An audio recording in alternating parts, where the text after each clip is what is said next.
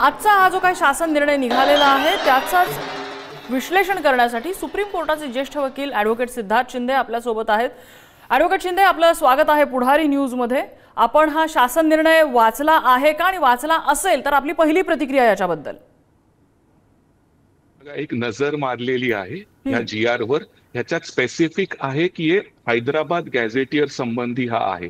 म्हणजे हे जे 5 जिल्हे मराठवाड्यातले आहेत आणि जी प्रमुख मागणी म्हणजे जरांगे पाटील हे मराठवाड्यातूनच येतात, अल्पभूधारक आणि गरजवंत मराठ्यांना ह्याचा फायदा व्हावा असा त्यांचा मेन लढा आहे। आता बघा, तुम्हाला विदर्भात आणि कोकणात ह्याचं काय तसं हे नाहीये, कारण तिथे ऑलरेडी मराठा समाजातले लोक हे कुणबीमध्ये समाविष्ट झालेले आहेत। तर हा जीआर काय म्हणतो की शिंदे समिती जी आहे, जे रिसर्च करत आहे याच्यावर हैदराबाद गॅझेटवर, स्पेसिफिकली औंध गॅझेट हे सांगली संबंधी आहे, बॉम्बे गॅझेट पण हा मेन निर्णय आहे हैदराबाद गॅझेट संबंधी।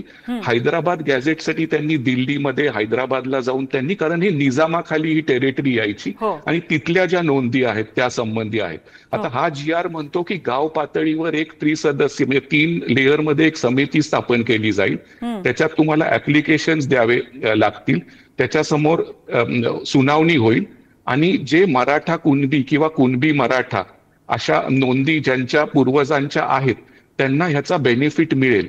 आणि शिंदे समिती, माजी न्यायमूर्ती शिंदे समितीला काल सांगण्यात आलं होतं 6 महिन्याचं एक्सटेन्शन दिलंय। जीआर मध्ये म्हणण्यात आलं की 31 डिसेंबर 2025 पर्यंत त्यांनी त्यांचा रिपोर्ट सादर करावा। तर ही पण एक मोठी गोष्ट आहे। माझ्या मते हे एक छोटं पाऊल आहे। आता जरांगे पाटलांनी हा जीआर एक्सेप्ट केलेला आहे का? आता ते किंवा त्यांचे लोक हा जीआर वाचत असतील। तुम्ही बघितलं असेल सगळे सोयऱ्यांच्या बाबतीत पण असं झालं होतं, पण पुढे काय झालं त्यात काय जास्त निष्पन्न झालं नाही। आणि जो कोणता जीआर असतो, जीआर म्हणजे गव्हर्नमेंट रेझोल्युशन, ती चॅलेंज होऊ शकते। कोणतरी कोर्टात जाऊ शकतं आणि म्हणू शकतं हे अनकॉन्स्टिट्युशनल आहे, डिस्क्रिमिनेटरी आहे। त्यामुळे हायकोर्टात पण काही लोक जाऊ शकतात याच्या विरुद्ध आणि हायकोर्ट ह्याची दखल पण घेऊ शकतं। तुर्तास जरी काही लोक गेले तर हे थोडं लवकर होईल, पण ते इम्प्लिमेंट। आणि मेन यात तुम्ही बघा, ज्या त्यांच्या मागण्या होत्या त्या ज्या मराठा आंदोलकांवर केसेस होत्या, त्या केसेस आता मला समजलं नाही की मागच्या वेळेस पण सरकारने आश्वासन दिलं होतं पण ते अजून का केसेस मागे घेतल्या नाही।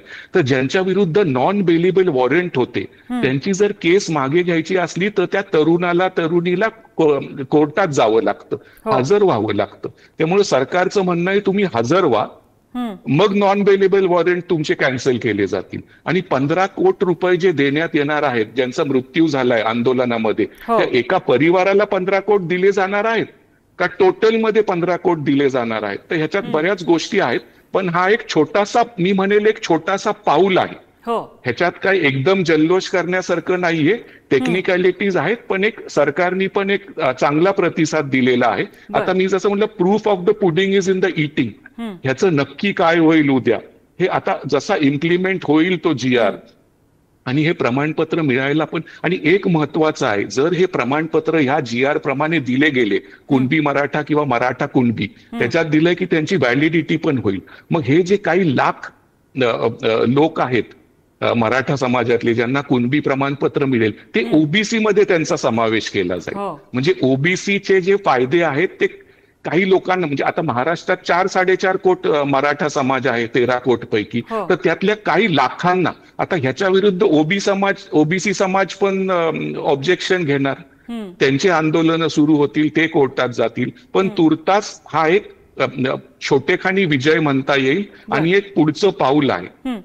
हा जो शासन निर्णय आता आपण जर वाचला ना, तर त्यामध्ये त्यांनी ॲफिडेव्हिटची सोय केलेली आहे। म्हणजे ज्याच्याकडे आपण शेती करत असल्याचे किंवा पूर्वज शेती करत असल्याचे 1967 पूर्वी ज्यांच्याकडे पुरावे आहेत, त्यांनी ज्याच्याकडे आपल्या नातेसंबंधातल्या किंवा भावकीमधल्या कुणाकडे जर कुणबी प्रमाणपत्र असेल तर त्याच्या ॲफिडेव्हिटच्या आधारे त्याला ते कुणबी प्रमाणपत्र मिळू शकतं। आता याच्यामधल्या टेक्निकॅलिटीज आपल्याला कशा समजून घेता येतील? ही महत्वाची बाब तुम्ही पॉइंट आउट केली।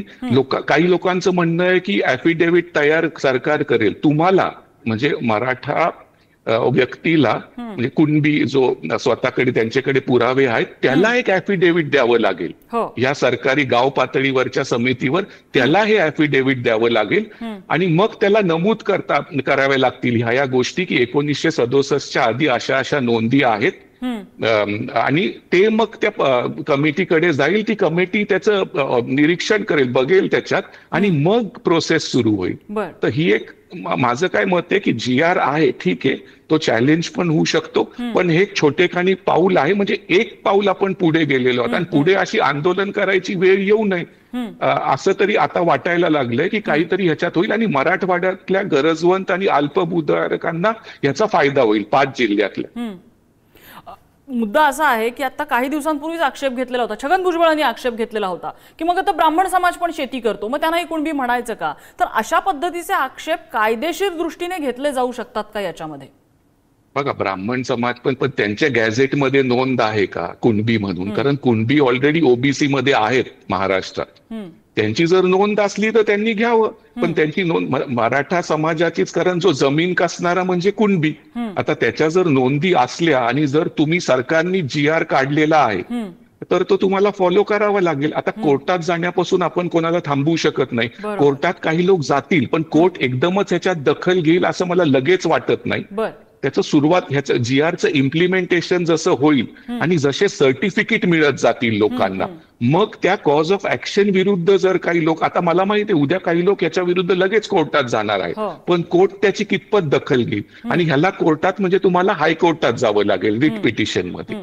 आता त्याला तुमची तयारी पाहिजे. आता शासन निर्णय म्हणल्यावर गव्हर्नमेंट रेझोल्युशन मध्ये गव्हर्नमेंटला हे करायचं आहे, गव्हर्नमेंटची इच्छा आहे आणि गव्हर्नमेंट म्हणजे जे सगळे आपले महाराष्ट्रातले आमदार आहेत वगैरे ह्याच्यातून गव्हर्नमेंट थ्रू कॅबिनेट एक्झिक्युटिव्हच्या थ्रू. तर हा निर्णय झालेला आहे, कोर्टात जाण्यापासून आपल्याला कोणाला थांबवता येणार नाही.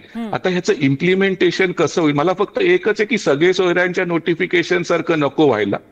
त्यामुळे आता proof of the pudding is in the eating आणि जे मुंबईतल्या लोकांना थोडा त्रास होत होता आणि आंदोलकांना पण त्रास होत होता तो आता कमी होईल आणि आपापल्या घरी लोक जातील आणि पुरावे गोळा करण्यात समिती, गाव पातळी समिती गव्हर्नमेंटनी लगेच इस्टॅब्लिश करायला पाहिजे.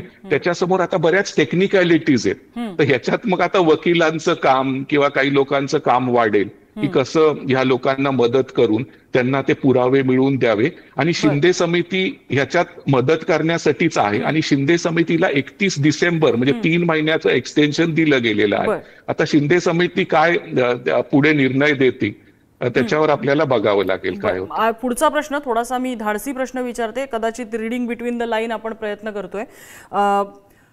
तुम्ही म्हणताय की 4 कोटी मराठा समाजापैकी काही लाखांना याचा फायदा होईल, पण मराठा समाज जर बघितला परंपरेनं ज्यांचं जातकुळी, ज्यांचं अख्खं कुळ हे शेती आणि इतर सगळ्या व्यवसायांमधलं आहे, त्यांच्याकडे 1967 पूर्वीच्या नोंदी सापडायला फार अडचण येणार नाहीये.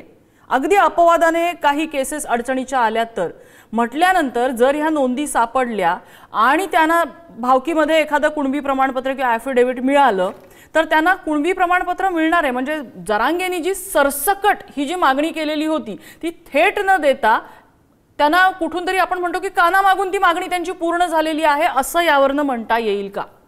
बघा, सरसकट ही मागणी त्यांनी तशी डायल्यूट केलीच होती. आता हैदराबाद गॅझेट संबंधी हे नोटिफिकेशन आहे, त्याच्यात दिलंय औंध गॅझेट म्हणजे जे पश्चिम महाराष्ट्र औंध हे संस्थान होतं सातारा सांगली, एक बॉम्बे गॅझेट आहे, त्याच्यात पुढे अभ्यास केला जाईल. पण हैदराबाद गॅझेटमध्ये हे आहेत, नोंदी सापडणं एवढं सोपं नाहीये. नोंदी जर त्याच्यामुळे तर शिंदे समिती आपण स्थापन केलेली आहे सरकारने. तर त्या नोंदी कशा मिळवता येतील ते बऱ्यापैकी काही लाखांमध्ये त्यांच्याकडे दस्तावेज आहेत. आता त्यांना 2-3 महिन्याचा अजून वेळ दिला गेलेला आहे आणि मग त्याच्यावर पुढे त्यांचं जे काही होईल आणि मग त्याच्यात व्हॅलिडिटी मिळणं. आता GR मध्ये आपल्याला नीट बघावं लागेल की व्हॅलिडिटी बद्दल काय म्हणण्यात आलंय. मग त्यांना नुसतं प्रमाणपत्र घेऊन उपयोग नाहीये, व्हॅलिडिटी मिळवणं एक पुढचं प्रोसेस आहे. आणि जर GR मध्ये लिहिलं असलं, आत्ताच ते आलेलं आहे माझ्या समोर, तर मग व्हॅलिडिटी पण त्यांना दिली जाईल. आता व्हॅलिडिटी द्यायच्या वेळेस हिअरिंग होतं, ऑब्जेक्शन्स येतात, त्याच्या विरुद्ध मग इंडिव्हिज्युअली लोक कोर्टात जातील ज्यांना दिलेली नाहीये किंवा ज्यांना दिलीये त्यांच्या विरुद्ध काही जण जातील की ह्यांना कशी दिलेली आहे. तर हे मोठं किचकट प्रोसेस आहे, पण एक सुरुवात आज झालेली आहे. बर, आता माझा अजून एक प्रश्न याच्या बाबतीत आहे तो म्हणजे की आपल्याला 1967 पूर्वी शेती कसत होते अशी जर नोंद शोधायची असेल तर ज्यांच्याकडे जमिनी आहेत अगदी अल्पभूधारक सुद्धा, तर त्यांच्याकडे सातबारे असतील त्यांच्या जमिनीचे, ज्याच्यावरनं सहज त्यांना सिद्ध करता येणार आहे की हा 1967 पूर्वी आमचे पूर्वज किंवा आम्ही जमीन कसत होतो. पण ह्याच्यात खरा प्रश्न आहे तो शेतमजूर, भूमिहीन किंवा बटाईने शेती करणारा जो समाज आहे ज्यांच्याकडे स्वतःची शेती नाहीये, तर अशांच्या नोंदी सापडणं आणि त्या पुढे जाऊन ज्यांना खऱ्या अर्थाने या आरक्षणाची गरज आहे त्यांचं कसं होणार? बघा, हे एक इम्पॉर्टंट गोष्ट आहे. त्याच्यात GR मध्ये दिलेलं आहे की जर तुमच्याकडे हे जर शिंदे समितीला सापडले नाही किंवा तुमच्याकडे रेकॉर्ड नसतील तर तुम्ही एक ऍफिडेव्हिट द्यायचं. ऍफिडेव्हिट म्हणजे काय? प्रतिज्ञापत्र की मी आहे. मग त्याची पुढची जबाबदारी त्या गाव पातळीवरच्या समितीची आहे की ऍफिडेव्हिट मध्ये जाऊन त्याच्यात काय तथ्य आहे ते बघायला. पण माझ्या मते काय, एक सुरुवात तर झालेली आहे. कारण हे प्रश्न जे आपण बोलतोय हे उद्भवणार आहेत, पण ऍटलिस्ट एक गव्हर्नमेंट रेझोल्युशन म्हणजे गव्हर्नमेंटनी हे ठरवलेलं आहे, त्यांचा इंटेंट ह्याच्यात दिसत आहे, ती मोठी गोष्ट आहे. आता त्याच्यातल्या टेक्निकॅलिटीज काय होतील, कसं होतील, आणि तुम्ही जसं आणि ज्यांना हे मिळवलं हे मिळतील, कुणबी प्रमाणपत्र एखाद्या वेळेस मिळतील लोकांना, पण ते क्रीमी लेअर मध्ये गेले तर मग त्यांना त्याचा बेनिफिट मिळणार नाही. बरोबर. तर क्रीमी लेअर मध्ये गेले तर तुम्हाला बेनिफिट मिळेल. आता जे ओबीसी समाजात आहेत, माळी समाज वगैरे, त्याच्यात क्रीमी लेअर मध्ये जर तुम्ही गेला तर तुम्हाला बेनिफिट मिळत नाही. आता काही लोक त्याच्यात पण शक्कल लढवतात. आपण काही अधिकाऱ्यांचं वगैरे बघितले की कसं त्याच्यात, ती पुढची गोष्ट झाली. पण ऍटलिस्ट एक ही सुरुवात आहे. आणि एकदम बघा, माझं काय म्हणणं आहे की खूपच जल्लोष करणे, आता खरं मराठा समाजाला कामाला लागावं लागेल. शिंदे समिती काम करत आहे, पण त्यांना पण पुरावे शोधणं, शिंदे समितीच्या थ्रू किंवा त्यांच्या वंशावळ बघून ऑफिसेस मध्ये जाऊन. आता निजाम गॅझेट वगैरे कसं आहे की तिथले 5 जिल्हे निजामशाही खाली यायचे तर हैदराबाद गॅझेट, तर त्याच्यात काही नोंदी आहेत. आणि ह्याच्यात आता इंडिव्हिज्युअल केसेसवर पुढे गोष्टी होतील, पण इन प्रिन्सिपल तर माझ्या मते काही लाख मराठा, काही लाख कोट्यांपैकी ते 30-40 लाख असतील, त्यांचं एक प्रोसेस सुरू झालं आहे इंटिग्रेशन मध्ये, म्हणजे ते ओबीसी मध्ये आता येतील. तर आता तुर्तास तरी मी जसं काल म्हणलो होतो की तुम्हाला देशात मग कॉन्स्टिट्युशनल म्हणजे कॉन्स्टिट्यूशन अमेंडमेंट करावी लागेल वगैरे, तर ते तुर्तास नाही करावं लागणार. ह्या जरांगे पाटलांची जी मागणी होती सरसकट, ती नाही, पण मराठवाड्यातल्या काही लोकांना जिथे खरी गरज आहे, तुम्ही जर बघितलं तर मराठवाड्यात मराठा तरुण, आणि हा मेजर इश्यू इकॉनॉमिक डिस्ट्रेसचा पण आहे.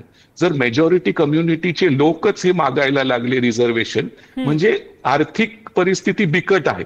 तर त्याला हे आता ही मोठी गोष्ट आहे, ती केंद्र सरकारला, राज्य सरकारला वेगळ्या ह्यानी बघावी लागेल. पण एक सुरुवात की त्या लोकांना काहीतरी रिझर्वेशनचा फायदा मिळावा. आणि आता त्यांचा नॅचरली ओबीसी मध्ये समावेश होणार आहे. मी जसं म्हणलं, काही लोक याला चॅलेंज पण करणार आहे. आता कोर्ट कधी दखल घेते, कितपत दखल घेते, हे आपल्याला बघावं लागेल. पण ही एक सुरुवात आहे आणि एक छोटेखानी पाऊल आहे असं. अगदी त्याचं स्वागतच आहे, त्याच्याबद्दल वाद असूच शकत नाही. तुम्ही जसं म्हणाला तशी ही सुरुवात आहे आणि पुढे पाऊल अजून उंच उचललं जाईल अशी अपेक्षा करूया समाजाच्या वतीने. आता तुम्ही स्वतः कायद्याचे अभ्यासक आहात, थोडंसं आपण कायदेशीर इन्साईट याच्यामधलं बघूया. याच्यामध्ये मूळ जो कळीचा मुद्दा आहे तो आहे हे प्रतिज्ञापत्र, ज्याच्यावर आक्षेप घेतला जाऊ शकतो कोर्टामध्ये, त्याला आव्हान दिलं जाऊ शकतं. तर त्या बाबतीत काही कायदेशीर तरतुदी तुम्ही सांगू शकाल का? हा मुद्दा खरंच कितपत अडचणीत आणणारा असू शकतो? बघा, अशा बऱ्याच केसेस येतात की काही ऍफिडेव्हिट दिले जातात जात पडताळणीकडे, किंवा आता ही नवीन जी 3 लेअर कमिटी जर गावात फॉर्म होणार आहे ग्रामपंचायतीत वगैरे, त्यांच्या समोर हे ऍफिडेव्हिट जेव्हा दिलं जाईल त्याच्यात दे कॉल फॉर ऑब्जेक्शन्स. तर कोण लोक म्हणू शकतात की नाही यांचं हे चुकीचं, आणि मग समिती त्याच्यात जाऊन ते व्हेरीफाय करतं. तर ह्या प्रोसेसला कधी कधी महिने लागतात. तर मग आणि त्याच्यानंतर जो समिती निर्णय देईल त्याच्या विरुद्ध हायकोर्टात तुम्ही जाऊ शकता, त्या समितीच्या निर्णयाविरुद्ध. मग त्याच्या गाव पातळीची समिती, जिल्हा पातळीची समिती, त्याच्यानंतर हायकोर्ट, हे प्रोसेस आहे. आणि ते इंडिव्हिज्युअल केसेस जातात. आता मराठवाड्यातले हे 5 जिल्हे जे आहेत त्यांचा बेंच संभाजीनगर, आता त्याला अजून औरंगाबाद हायकोर्टच आपण म्हणतो, औरंगाबाद हायकोर्ट आहे. तर मग औरंगाबाद हायकोर्टात हे प्रकरण जातील. तर हे प्रोसेस आहे बघा. पण मी जसं म्हटलं सुरुवात तर केलेली आहे, किचकट आहे, प्रोसेस आहे, पण एक सुरुवात तर नक्कीच आहे. आणि आता गव्हर्नमेंटनी इंटेंट दाखवला आहे तर they will have to follow it up with action. म्हणजे लवकरात लवकर या समित्या फॉर्म करणं, कारण परत ह्याच्यात छोट्या छोट्या गोष्टी येणार आहेत आणि खूप लोकांना अडचणी पण येणार आहेत. परत असं उपोषणाला न बसू जरांगे पाटील किंवा इतर, याची दखल आणि खबरदारी आता सरकारला घ्यावी लागणार.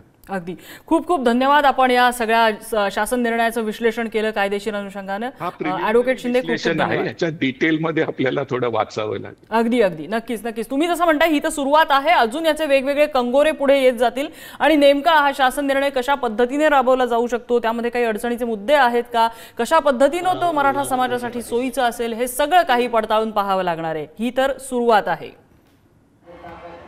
कुणबी त्यावेळेस दाखवलं.